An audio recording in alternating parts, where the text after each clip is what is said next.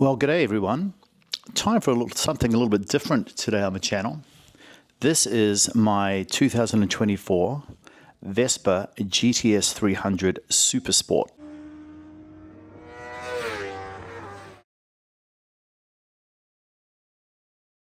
So, why am I talking about Vespas? Why am I talking about scooters? Well, my first love in motorcycling was scooters.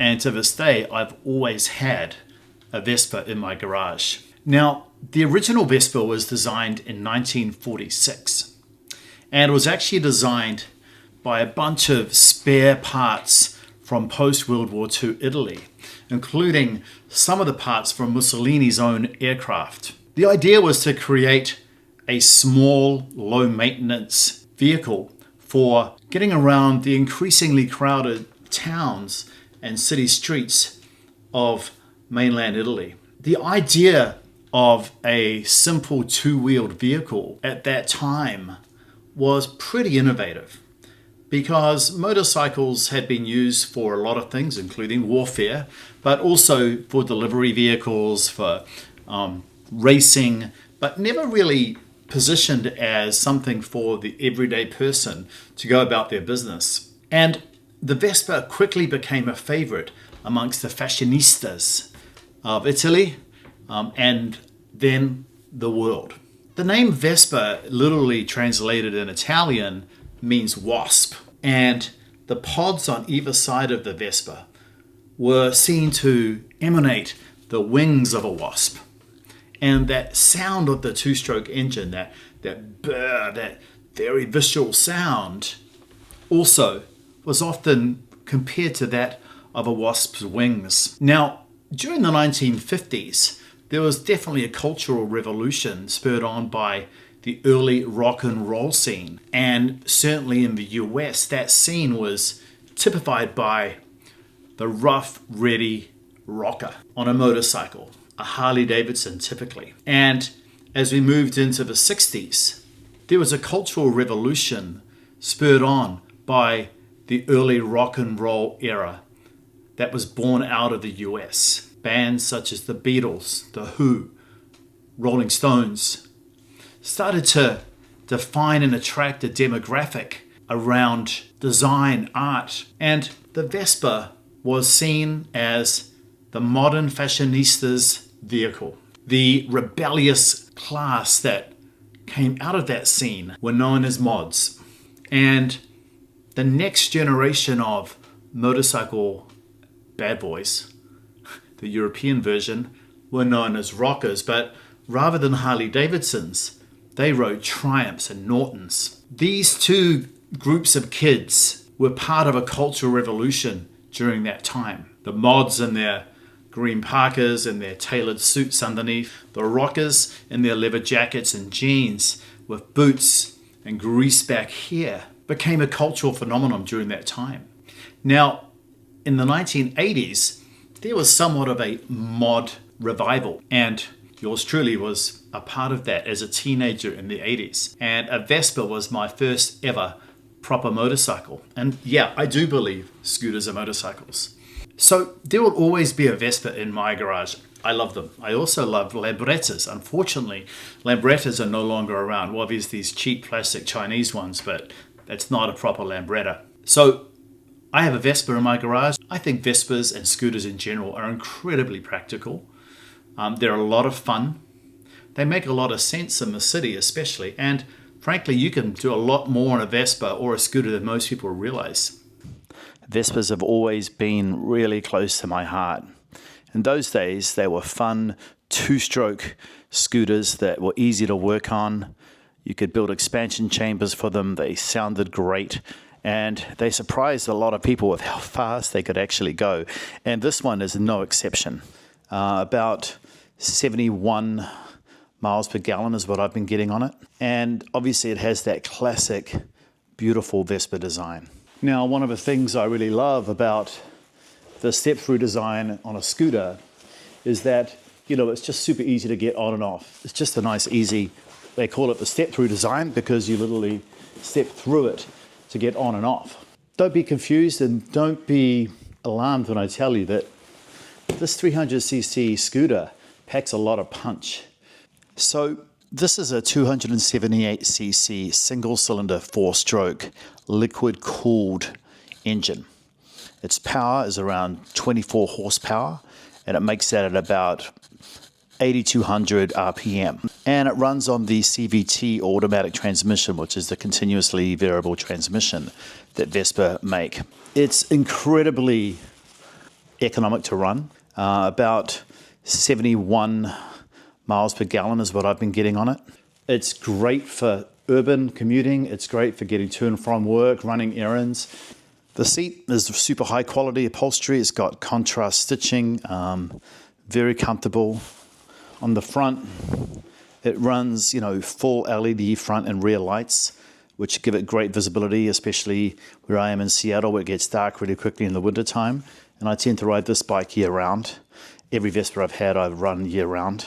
It's got pretty good brakes as you think about what you'd expect, from the scooter platform. It's not a sport bike by any means, but it does run front and rear hydraulic disc brakes.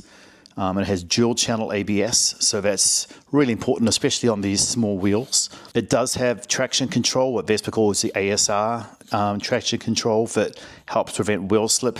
And the front suspension for this new model has been redesigned to a single arm suspension, which gives it a much better, smoother ride, less friction. And in the rear now, we're running dual hydraulic shock absorbers, and the new one is actually completely adjustable, which they weren't before. Now, Vespas run 12-inch wheels, pretty standard for scooters, although some of the maxis are running, larger wheels than that. So let's talk about the glove box. Glove box opens easily just by holding this in.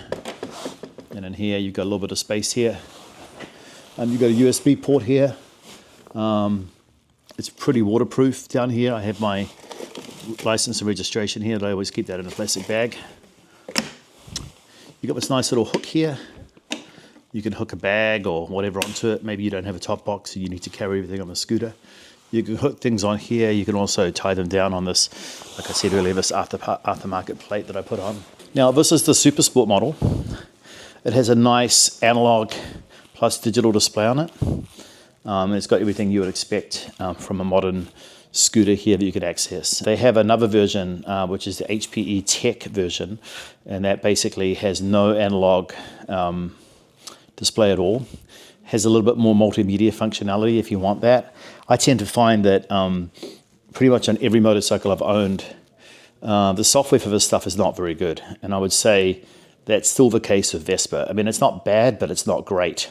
It's a lot better on my Honda Africa Twin here, which I've done a review on, especially the way that they've integrated CarPlay. They really are sort of the market leaders in that area. So when I push this unlock button, open the seat, you'll notice in here there's this little bucket that pops out. So when I take that out,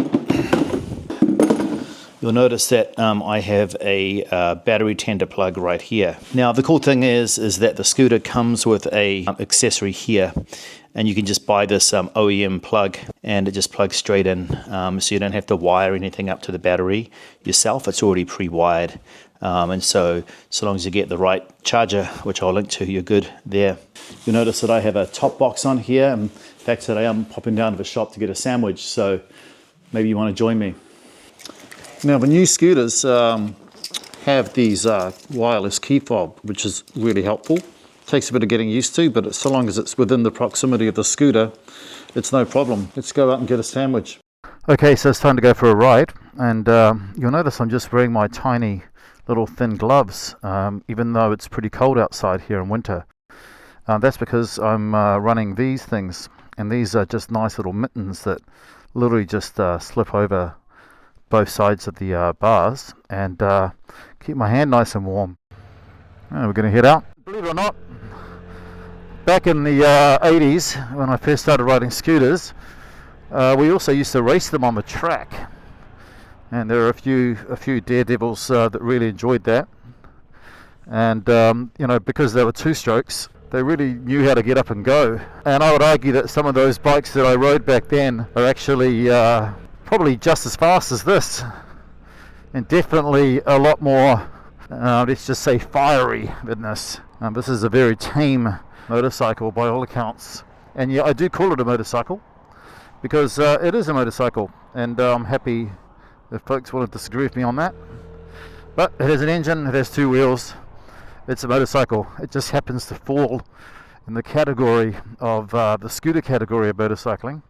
Before the GTS category of Vespas, there was the PX series, and the PX series were the last of the 2-strokes and also the last of the twist grips. And the way that twist grip worked, like I was saying earlier, you still had your front brake here on the right, but on the left you had a grip which twisted between the gears and had a clutch. And I'll put a picture up there somewhere so you can all see it. Now the modern ones obviously come with all the accoutrements. If you're into that stuff, you can get everything you would need for it, from heated grips to, I think you can even get a heated seat for it, Bluetooth connectivity for the phone, all of that fun stuff. I mentioned the LED lights, which are really important if you ride a scooter year round, because you want to be seen. And if your little legs get a bit cold, you can even get a little, they call it the skirt that attaches to the front and comes over your legs. I used to have one of those on my old scooter, which was really helpful because I was commuting a lot more than in the rain. Now I tend to work from home as much more, so I don't tend to need that. But I do always gear up when I ride anything on 2 wheels. And so full face helmet. This is a Dynacy Parker that I'm wearing, and it has back protector, elbow and shoulder protectors as well. I'm wearing my Doc Marten boots. The only thing I don't wear in the terms of protection when I ride my Vespa is I don't wear riding jeans, which I probably should. So this is my local neighborhood here, and I'm going to immediately just show you how easy it is just to do shit. I'm just going to turn around here. I'm going to park up the front. Now, unlike Italy or parts of Europe where everyone are used to scooters, people aren't as used to scooters here. In lots of parts of Europe, scooters outnumber cars, but that is not the case here in the States, and so I still like to be a little bit careful. So I turn her off, go get a coffee. Of course, if we were in Italy, we would not be getting a cappuccino at this time of day. My Italian friends would be, it's after midday. You do not drink cappuccinos after midday. But we're not in Italy, so I'm going to get a cappuccino at this cafe here. Okay, so now, just to sort of mix things up a little bit, I've actually taken the, I suppose you'd call them little sleeping bag things that I had here on the grips. I've taken them off. We'll see how it feels. Now, to be fair, I am running these nice thin little Dynacy gloves that I usually just wear in the summertime, just to accentuate how cold it is without these little sleeping bags. So we're going to see how much colder they are and see how well they work.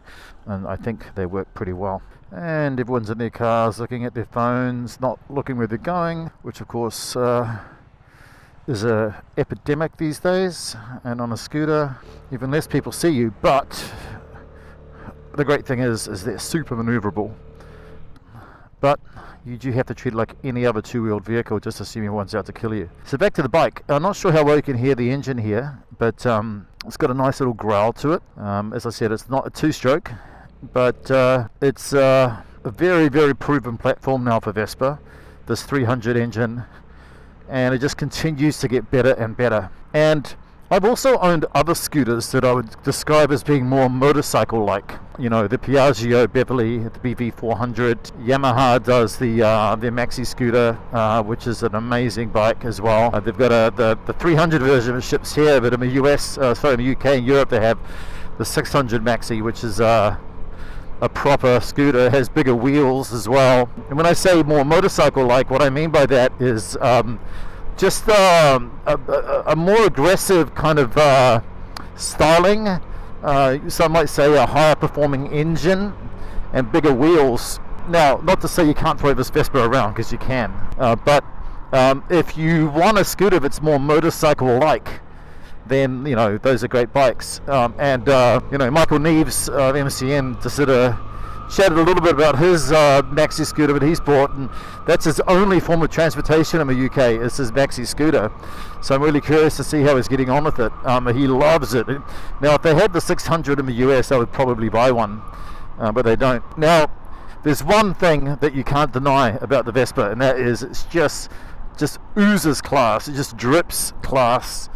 It's beautiful looking. It really is an icon, and in many ways I kind of think of it a bit like the Porsche 911 of scooters, in that it's just the core design has not changed much over the years. The platform is just so recognizable, just like that 911 platform that just, while they've gotten bigger and fatter, just like Vespas have, it's just a style icon. So one of the things I do appreciate about the scooter is all the traction control that these modern scooters have. You'll look down at the road here, you'll notice there's a lot of old roading here, pebbles. They get super slippery in the wintertime.